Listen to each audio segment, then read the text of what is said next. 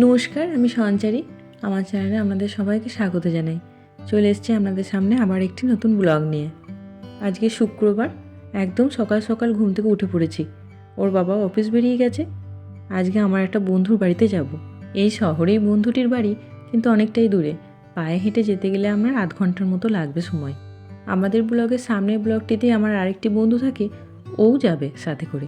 ওই বন্ধুটির হাজব্যান্ড আজকে ঘর থেকেই কাজ করছে, সেই জন্য উনি আজকে আমাদের দুজনকে গাড়ি করে ওই বন্ধুর বাড়িতে ড্রপ করে দেবে।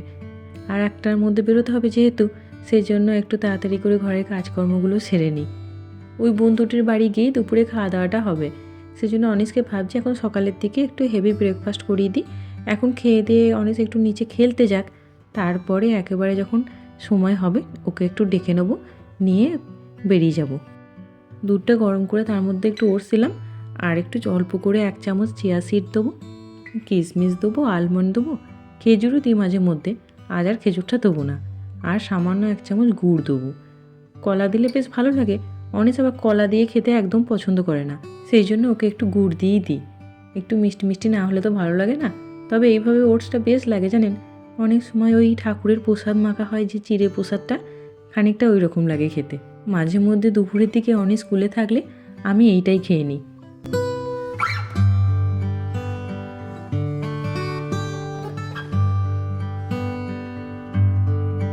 অনিশ ওইদিকে খেয়ে দিয়ে খেলতে চলে গেছে।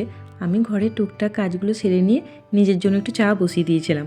এই 1 কাপ চা খেয়ে এবার একটু পরে অনিশকে ডাক দেবো।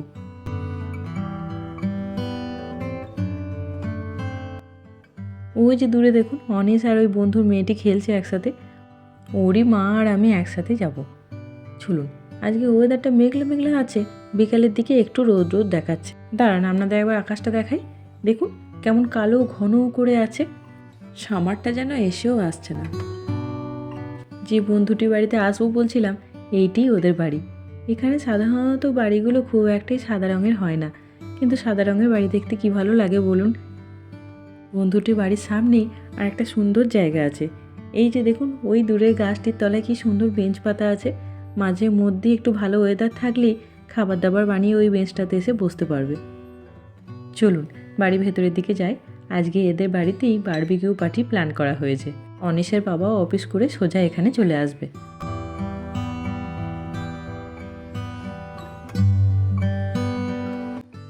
যে বন্ধুটির সাথে গাড়ি করে আমি এখানে এলাম, ওদের একটি বারবিকিউ মেশিন আছে, তো ওরা ওটা নিয়ে এসেছে।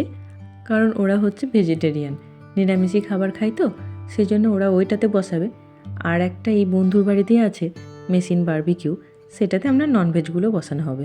অনিশকে নিয়ে চলে এসেছিলাম, তারপর থেকে সেই গার্ডেনেই বাচ্চাগুলো সমানে খেলছে। অনিশের বাবাকে ফোন করে বলে দিলাম যে ঘরে কতগুলো সবজিপাতি আছে সেগুলো যেন নিয়ে আসে। যে বন্ধুর বাড়িতে এসেছি, আমাদের এই 3 বন্ধুর হাজব্যান্ড একই অফিসেই কাজ করে, তো 3 জনাই কলিগ, যাতায়াতও আপনার অফিস একসাথেই করে। এই যে এইটাতে আপনার ননভেজগুলো বসানো হবে। তাই ওই কোকোনাট অয়েল দিয়ে ব্রাশ করে নিচ্ছে প্রথমে। ওই দিকে দেখুন একটা ছোট্ট মতো সিলিন্ডার আছে।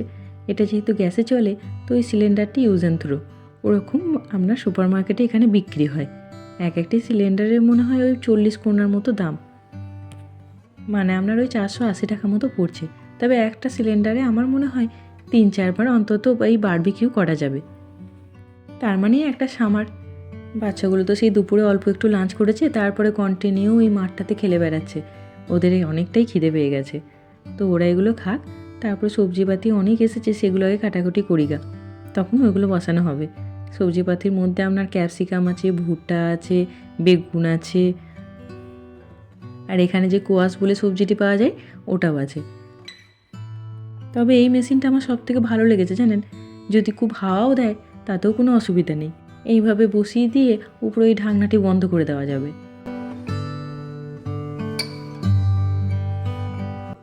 চলুন, দেখে মনে হচ্ছে যেন হয়ে গেছে।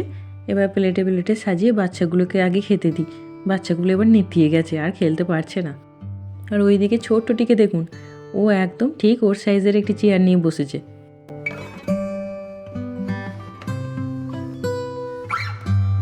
এদিকে সবজিপাতি কাটাকাটি শুরু হয়ে গেছে। অ্যাকচুয়ালি আমি কাটছিলাম, বন্ধুর মেয়েটি ওর ভীষণ ইচ্ছা হেল্প করার। এই বয়সে যেটা হয়, মেয়েরা একটু চাই মায়েদের হেল্প করতে, সেই জন্য আমি ওকেই ছেড়ে দিলাম। এই বারবিকিউ মেশিনটা একটু অন্যরকম। এটাতে আপনার একটু কয়লা দিতে হয়েছে, একদম ন্যাচারাল পদ্ধতিতে হবে। এতে সবজিগুলো বারবিকিউ করা হবে, তাতে গন্ধটা কিন্তু আরও সুন্দর বেরোবে। এদিকে অনিসের বাবাও চলে এসছে অফিস থেকে। বারবিকিউ যে স্টিকগুলো আছে ওগুলো কিছুক্ষণ ধরে জলে ভিজিয়ে রাখা হয়েছিল, কারণ ডাইরেক্ট ওই আগুনের মধ্যে দিলে আপনার জ্বলে যেতে পারে। বাস এখন ওই একটা একটা করে সবজি নেওয়া হচ্ছে আর আটকানো হচ্ছে। বাচ্চাগুলো এসে যোগ দিয়েছে। আজকের বারবিকিউ প্ল্যানটা হঠাৎ করেই ঠিক হয়েছে। অনেক দিন ধরেই চিন্তাভাবনা চলছে যে একদিন ওই আমাদের ব্লগের সামনের নিচটাতে ভালো ওয়েদার পেলেই একটু বারবিকিউ করা হবে। সে আর ভালো ওয়েদার হচ্ছে না, জানেন, কপালে জুটছে না। উইকডেজগুলোতে ভালো ওয়েদার হচ্ছে, যখন সবাই অফিসে তখন, আর উইকেন্ড এলেই সেই ঝোড়ো হাওয়া, বৃষ্টি এই সমস্ত চলছে। আর এইদিকে দেখুন বারবিকিউ স্টিকটাতে সব রকমের রং বেরঙের সবজি আটকে কি সুন্দর লাগছে দেখতে। তাই আজকে ওই বন্ধুটি, আজকে যেহেতু সবারই লাস্ট দিন অফিসের, এরপরে 2 সপ্তাহ তো টানা ছুটি, তাই বন্ধুটি হঠাৎ করে এই গ্রুপে মেসেজ করলো যে আজকে ওদের বাড়িতে চলে আসতে। আর এই প্ল্যানটাও বানিয়ে ফেলা হলো। ওদের বাড়িতেই যখন আসছি, ওয়েদারটাও সন্ধ্যের দিকে একটু ভালো দেখাচ্ছে, তখন এখানেই হোক বারবিকিউ পার্টিটা। বাচ্চাগুলোর খুব মজা হয়েছে, একটা মনের মতো কাজ পেয়েছে। প্রথমে ওয়েদারটা খুব একটা ভালো দেখাচ্ছিল না, 8টা থেকে বৃষ্টি দেখাচ্ছিল, আস্তে আস্তে চেঞ্জ হতে থাকলো। 9টা 10টা, এখন নাকি 11টার সময় বৃষ্টি শুরু হবে এরকম দেখাচ্ছে। তবে কালকের দিনটা একদমই ভালো নয়, কালকে সারাটা দিন নাকি বৃষ্টি, আবার অনেক জায়গায় ওয়ার্নিংও দিয়েছে খুব হেভি রেনও হতে পারে। তাই আমরা এখানে সবাই মিলে বসে প্ল্যান করছি যে কালকে ওই সুইমিং সেন্টারে চলে যাব, ওখানে একটু সুইমিং করা যাবে। তবে ওই ভিডিওটা আপনাদের দিতে পারবো না, ভেতরে একদমই ক্যামেরা অ্যালাউ না। সুইমিং পুলটা ইনডোর তো, বাইরে বৃষ্টি ঝড় জল হলে কোনো অসুবিধা নেই, বাচ্চাদের সারাটা দিন ওখানেই কেটে যাবে। বিকেল 5টা অবধি খোলা থাকে, তারপরে বাড়ি এসে তো ক্লান্ত, রাতে 2 ভাতে ভাতে করব, খেয়ে দিয়েই ঘুমিয়ে পড়বে অনিস। আর এইটা দেখে ঠিক ছোটোবেলার কথা মনে পড়ে যাচ্ছে। ছোটোবেলায় যখন আশেপাশে আমাদের বাড়িতেও যখন উনুন ধরাতো, তখন এই উনুনের উপর থেকে এরকম করে কয়লা সাজিয়ে আগুন দিয়ে উনুন ধরাতো। প্রত্যেকটা দিন সকাল সন্ধে আশেপাশে বাড়ি থেকে উনুনের ধোঁয়া। তখন আর ঘরে ঘরে গ্যাস কোথায় ছিল। উপর থেকে যে ওই গার্লিক অয়েলটা ব্রাশ করছে, তাতে আরও সুন্দর একটা গন্ধ বেরোচ্ছে, জানেন, বেশ ভালো লাগছে। আজকের দিনটা একটু অন্যরকম। রান্নাঘরে তো রান্না করে খাওয়াই হয়, কিন্তু এইভাবে খাওয়া হয় না। এই প্রথমবার সবাই মিলে এইভাবে বারবিকিউ করছি, আগে কোনো দিন করিনি। তবে আমরা লাস্টবার যখন ইন্ডিয়াতে গেছিলাম, তখন ওই আমাদের বাড়িতে একবার হয়েছিল। আমি সেটার একটা ব্লগও দিয়েছিলাম। ইঁট সাজিয়ে একটা তারের নেট মতো দিয়ে তার উপরে ওই চিকেন গ্রিল করা হয়েছিল। তো বেশ সেটাও ভালো হয়েছিল, তবে টাইমটা অনেকক্ষণ নিয়ে নিয়েছিল। এইদিকে চিকেন বসিয়ে দেওয়া হয়েছে, আর কিছু আপনার ওই সবজিপাতি বসিয়ে দেওয়া হয়েছে। যারা ননভেজ খায় তারা এখান থেকে খেতে পারবে। সবারই এদিকে খাওয়া দাওয়া শুরু হয়ে গেছে, সবজিপাতি একটা করে হচ্ছে আর সঙ্গে সঙ্গে শেষ। এত সুস্বাদু লাগছে কি বলবো আপনাদের, দুর্দান্ত লাগছে মশলাপাতি ছাড়াই। কয়েকটা রাঙা আলু আছে, সেগুলো আপনার অ্যালুমিনিয়াম ফয়েলে মুড়িয়ে লাস্টের আছে ফেলে দেওয়া হবে। ওই হিটটা থাকে লাস্টের দিকে, তাতেই সেদ্ধ হয়ে যাবে। আর কতগুলো মটরশুঁটি আছে, সেগুলোও তাই করা হবে। আমি এদিকে হাতে একটা স্টেক নিয়ে নিয়েছি। সব থেকে ভালো লাগছে কোয়াশ আর বেগুনটা, দুর্দান্ত লাগছে জানেন। এই যে রাঙা আলুগুলো মনে হয় এবার হয়ে এসছে। বন্ধুটি এদিকে ভালো বুদ্ধি দিয়েছে, অ্যালুমিনিয়াম ফয়েলে রাঙা আলুগুলো মুড়িয়ে লাস্টের আছে এভাবে ফেলে দিলে তাড়াতাড়ি সেদ্ধও হয়ে যাবে, আবার নোংরাও হবে না, যেহেতু এই রাঙা আলু সেদ্ধ হতে একটু দেরি হয়। চলুন তাহলে আজকের ভিডিওটা এখানেই শেষ করি।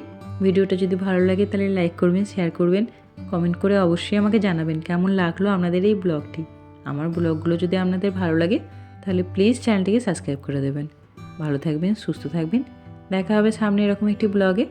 ধন্যবাদ।